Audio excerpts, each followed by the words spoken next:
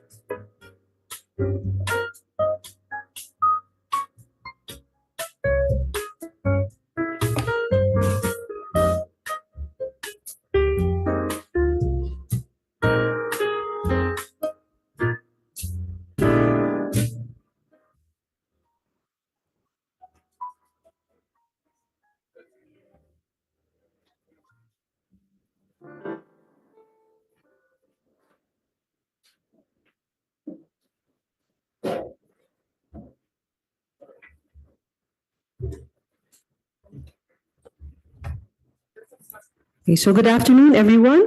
Welcome to Conversations, a mini lecture and dialogue series with key government officials, an initiative of the Ateneo School of Government in line with the 25th anniversary theme, Transformative Governance, Shaping the Future of Public Leadership. My name is Pamela Padilla Salvan, and I will be your host for this afternoon. We are pleased to welcome students, faculty, and members of the Ateneo community gathered here today for what we hope will be a meaningful and engaging exchange.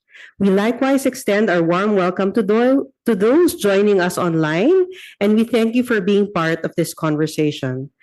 Before we begin today's program, may we invite everyone to observe a moment of silence in memory of two members of the Ateneo community, student athletes Rene Clert Baterbonia and Divine Adili of the Ateneo men's basketball team, whose untimely passing this week has brought profound grief to the university community. As we gather this afternoon, we remember their lives, honor their memory, and offer our prayers for their families, friends, teammates, coaches, and loved ones. I now ask everyone to please rise, if you are able, to observe a moment of silence to be followed by a prayer.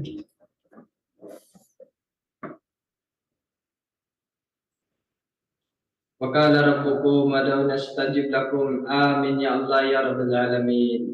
بسم الله الرحمن الرحيم. الحمد لله رب العالمين الرحمن الرحيم مالك يوم الدين إياك نعبد وإياك نستعين اهدنا الصراط المستقيم صراط الذين أنعمت عليهم غير المغضوب عليهم ولا الضالين آمين.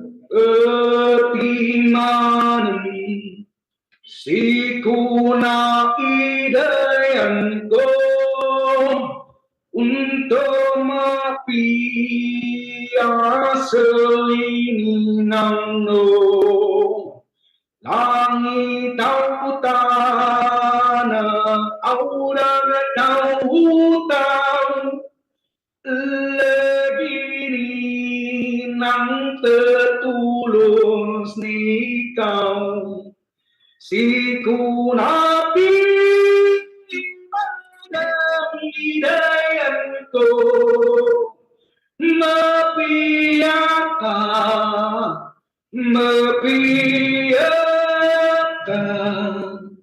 si kunati padang hidayanku mepiakan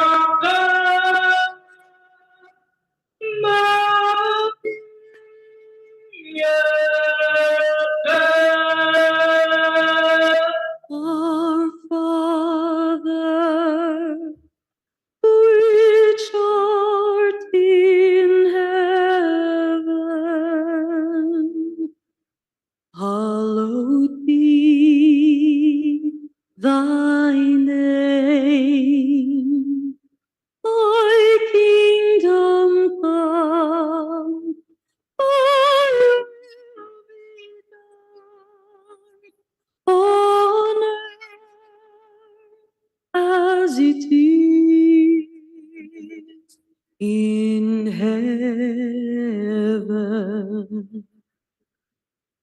Give us this day our daily bread, and forgive us our debts as we forgive our debtors.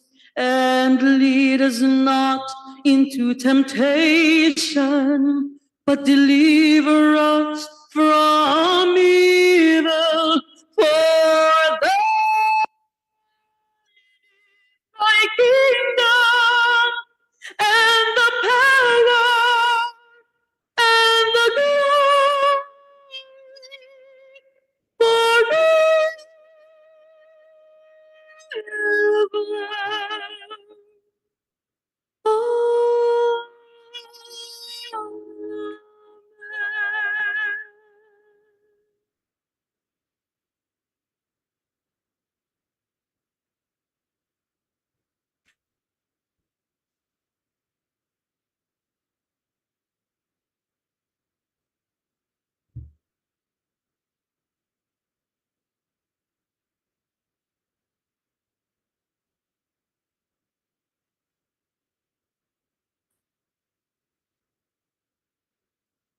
Please take your seats. Thank you very much. So to formally welcome us and set the context for this learning series, may we call on the Dean of the Ateneo School of Government, Dr. Jennifer S. Oreta, to give welcome remarks. Thank you. Magandang hapon po sa ating lahat, sa ating Secretary and Assistant Secretary. Thank you. Thank you very much for gracing this afternoon with your presence. To our students, our faculty, and partners from across the Ateneo community, welcome to the launch of Conversations, a mini lecture and dialogue series with key government officials. This initiative is both timely and necessary. We live in a context where governance challenges are increasingly complex. These challenges demand not only strong theoretical foundations, but a clear understanding of how policies are shaped, negotiated, and implemented in real-world settings. This reality is precisely why these kinds of spaces matter. In the Ateneo School of Government, we believe that learning must always engage practice. This belief is grounded in our mission of forming leaders, leading reforms, and transforming governance. This mission is not fulfilled in the classroom alone. This mission is strengthened when students are able to listen, to engage, and to question directly, those who are in the forefront of public service. This conversation series is designed to create that space. This platform brings together academic reflection and practical experience. This platform allows for honest dialogue on the realities of governance, including its constraints, its opportunities, and its responsibilities. We are honored to begin this series with our own alumni, Ateneo alumni, Honorable John Vic Remulla, Secretary of the Department of Interior and Local Government. His experience in navigating the complexities of local and national governance efforts offers valuable insight for all of us, especially for our students who are preparing to take on roles in public leadership. To our students, this space is for you. This opportunity is not only to listen, but to engage. This engagement requires curiosity. This engagement requires critical thinking. More importantly, this engagement requires a willingness to confront difficult questions of governance, leadership, and public accountability. In the Ignatian tradition, learning is always reflective and oriented toward action. This tradition calls us not only to understand the world, but to respond to it. This response is guided by discernment, by a commitment to the common good, and by the courage to act with integrity. We hope that this session and the series that will follow will deepen your understanding of governance and strengthen your resolve to serve. Maraming salamat po at mabuhay tayong lahat. Thank you, Dean, for your message and for framing the importance of creating spaces where theory and practice in governance can meaningfully intersect. Our session today brings us into conversation with a leader at the forefront of public service and institutional reform. It is my honor to introduce our speaker, Department of the Interior and Local Government Secretary, Juanito Victor John Vic Remulla. This afternoon, he will share insights on governance, public leadership, and the evolving role of national government agencies in shaping local and national development. May we now call on Secretary John Vic Remulla for his mini lecture.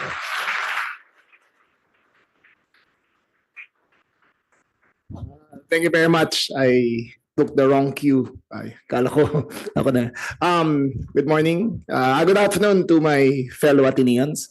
Despite your protestations, I did come from the Ateneo de Manila. I graduated 40 years ago from Ateneo de Manila High School. I played for its junior varsity program. I played basketball, but I had no talent. So I went to the University of the Philippines to study college. My son graduated here last May. Tama ba? When was the graduation of high school? May, di ba? Yeah. My son just graduated this May. He graduated from the high school also and is now going to UP as well for college. So I am a true blue Atenean, and I also went to LaSalle for grade school. Then I went to UP for college. So half of the UAP ay dinaanan ko na. Okay. I thank you very much for inviting me here. It's a first time that I'm speaking in this school as a public official. I'm usually invited to lecture at the UP School of Government. And now I have this chance to share a little with the students here. Who are, just so I can understand, who are the students here? And students, raise your hands. And who are faculty? Okay, so now I have a better idea. Okay, I will start this. I won't introduce myself any further, but I will start this with, is anyone familiar with the book Leviathan by Hobbes about the social contract? Do you remember it? Can anyone tell me what the social contract is? Okay, can you please flash it on the screen? Individuals consent. This is a social contract theory. And can one of the students read it for me, please? Anyone? Please read it for me.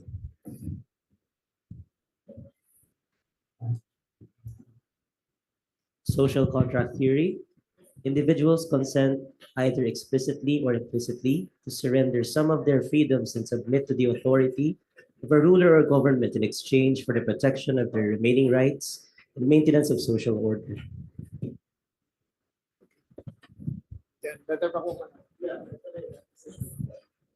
Okay, I wanted to start with this for you to better appreciate what government and people and the relationship of government and people is all about. When you say individuals consent, either explicitly or implicitly, to surrender some of their freedoms and submit to the authority of a ruler or government in exchange for the protection of their remaining rights and maintenance of social order, can anyone give me an idea of what you surrender as part of your social contract, being a citizen? Would you have an idea of what you surrender? Can anyone give me? Sir, from BCGG, yan, yung kayo, sir. What do you surrender as a part of your social contract, as a citizen?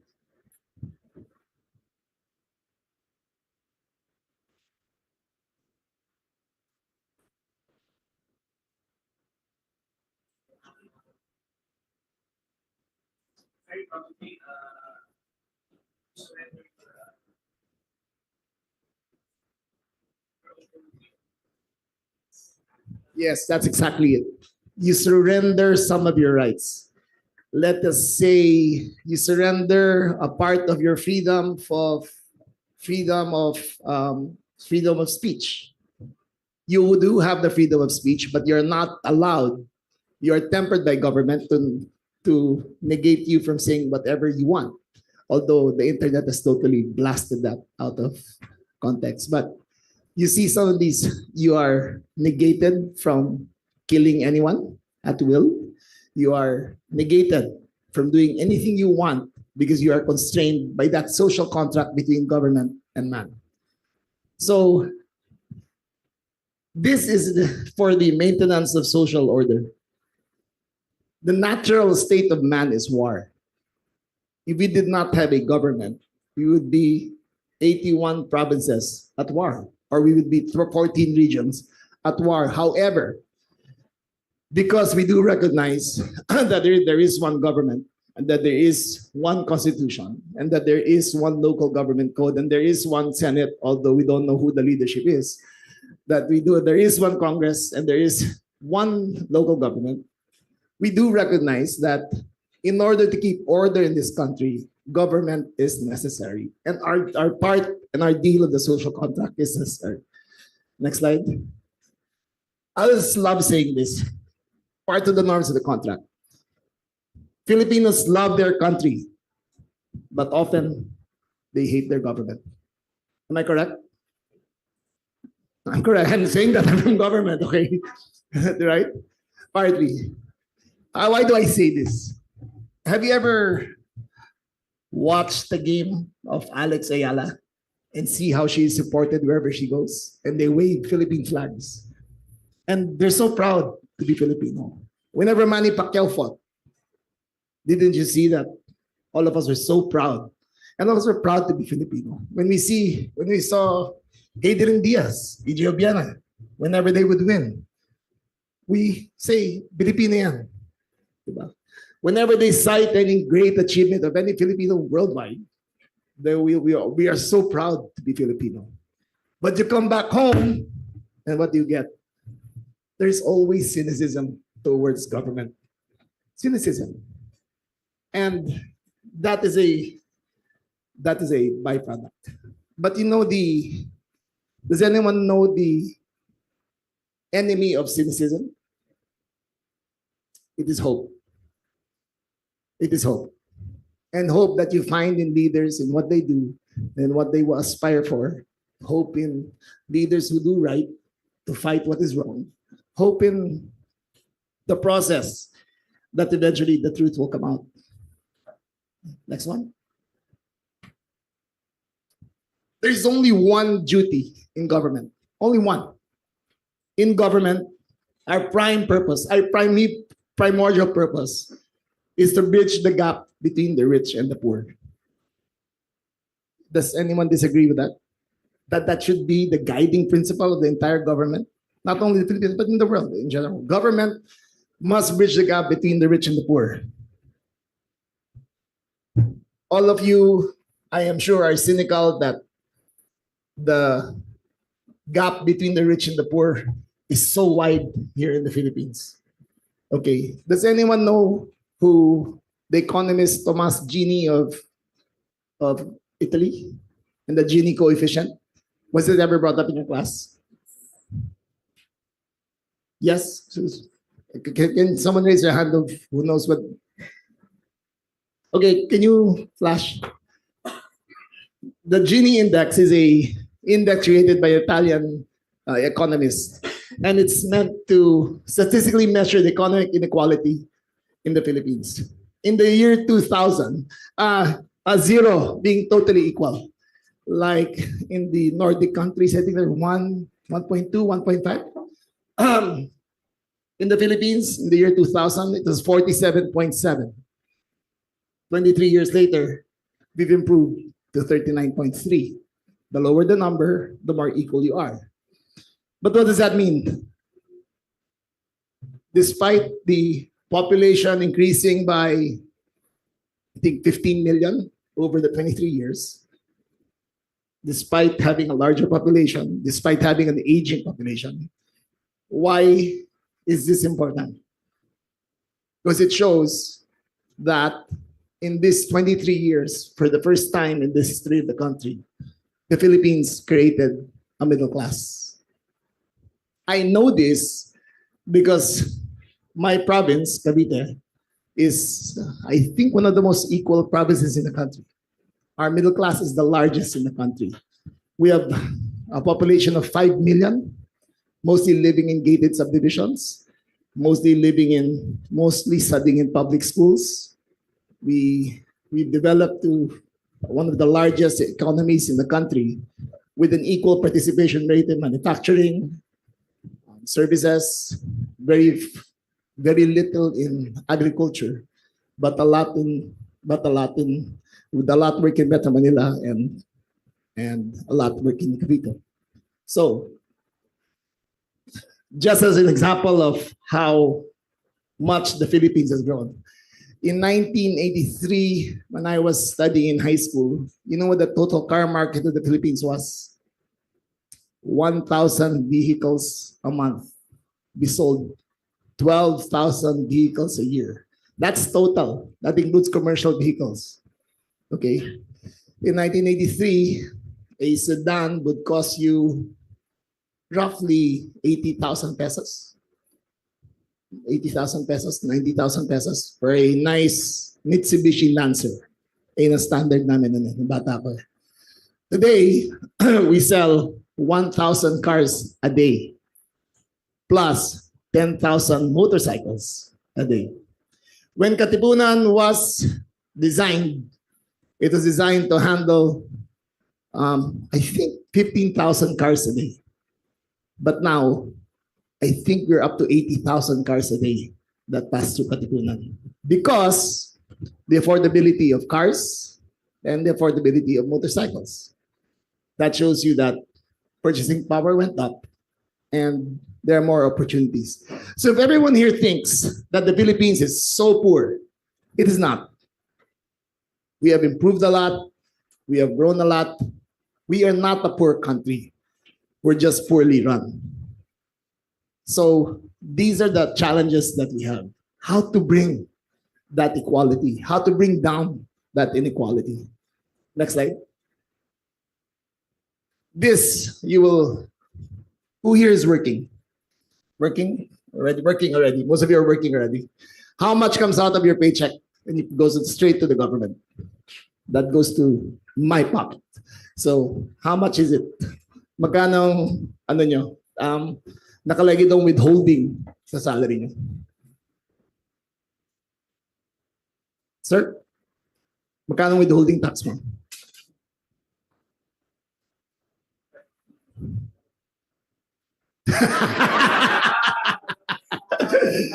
Does anyone know ilang percent?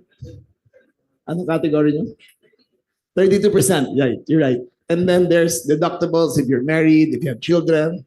Maraming deductibles. But basically, we give 1/3 of everything we earn back to the government. Am I correct? Did you feel that? Sakit tignan, di ba? Ang sakit tignan. Okay, that's called progressive taxation. Now we go to regressive. When you spend 31% of your salary on automatically deducted, why do you pay 52% total of what you earn in taxes? Anyone give me an idea how you pay these taxes? VAT, that's how much? 12%. Of everything you buy. What else? Taxes where? Taxes in sugar drinks. Sugar drinks. You have taxes in alcohol. Taxes on cigarettes. Amilyar. Diba? Travel tax. Diba? These things you don't really notice because it's part of our everyday life. But it is tax, right? And why is that 21% variance very important to note? Okay. It is important to note because the 21% affects the middle class more than it affects the rich. When you earn 70,000 a month, 60,000 a month from your job, and you pay 79 pesos per liter, and you pay the same taxes. You'll be paid the same taxes, but it affects you differently from how it affects me. Okay? I'm not saying I earn a lot. I'm saying I inherited a lot. Okay, my parents left me a huge inheritance, all of us 7 children, and that's what we've lived on. But it affects the middle class and the poor, especially, more than it affects the rich. When I put a full tank in my car costs, I think, 7,000 pesos to fill up. Then, versus when you put up a full tank in your car, it doesn't hurt me as much as it doesn't hurt you. Okay, next. I'll show you a few examples of the inefficiencies of corruption, not only by elected officials, because all of you are too familiar with that, but by people in the bureaucracy as well. In my agency, I have 8. In my department, I have 8 agencies: the police, BGNP, BFP. The most notorious being the Bureau of Fire and Protection. I'll tell you why. Okay. Before, when I was governor, the top 3 concerns of the people were always peace and order. Latest survey, pulsation, all the others. Peace and order is no longer in the top 3. It's not in the top 5. It's not in the top 7. It's now number 12. People generally feel safer in the Philippines. But why BFP? I'll show you how corrupt this damn department is. When you enter the BFP, before I became secretary, you had to pay 800,000 to be a fireman 1. 800,000 to be a cadet, to be accepted. Incredible, right? Why? Okay, because the minute you enter, you're part of the corruption cycle immediately. You're expected, who here owns their own home or works in another office? When the fireman comes in, inspects this room, he'll say, "Where's your fire?" They inspect your fire extinguisher. When they see your fire extinguisher, say, "Oh, you have to refill this, but you can only refill it in the station where we want." I put a stop to that. When they have safety inspections, number 2, they will not give you a fire safety inspection and give you a hard time because you cannot renew your business permit without having a fire inspection permit. What am I trying to do? I'm trying to decouple that because it's become a weapon of the firemen. Every single movement in the BFP may sipa patas hanggang sa chief. And I covered the entire scam. Procurement. A fire truck, 1,000 gallons, used to cost 5 million in 2018. 10 million 2020, 15 million 2022 of the same fire truck. No difference. But because there is no competition, became higher and higher. We put a stop to that. Then there's even experience of people who are part of whose house caught on fire and they have to pay, so the fireman will spray. We have to put an end to that. I'm just giving an example of how an agency works. Next one. Local governments. You're not much aware of this, but a lot of local governments will withhold your development permit even when you're building your house unless you pay up to the building official. We tried to put a stop to that in Cavite. So there's the examples of how corruption affects you every day in your life. You don't notice it. You just let it pass by. Diba? Pinapadaanin na lang yan. Because it's become a part of life. Normally, we should protest the hell out of it. Pero tinanggap na lang natin eh. We just accepted it as it is. Next one. But there's also a part when government becomes too efficient, like the flood control. Right? It's become so efficient that 100% of the total amount of the project went straight to the pockets of people in government. Where did you ever hear about? 100%. That's how efficient they were. 35% into one level, 10% to this, 20% to that, 1% to this, until nothing was left of the project. And that is the solemn mission that my brother and I have, that before this term is through, we will put all of them in jail. And we are working our damn ass out just to make it happen. Okay. Expect that in the next 5 weeks, we will have arrests, and the next 5 weeks thereafter until this entire stops. Next one. Government. There are times that government intentionally creates inefficiencies so they can profit.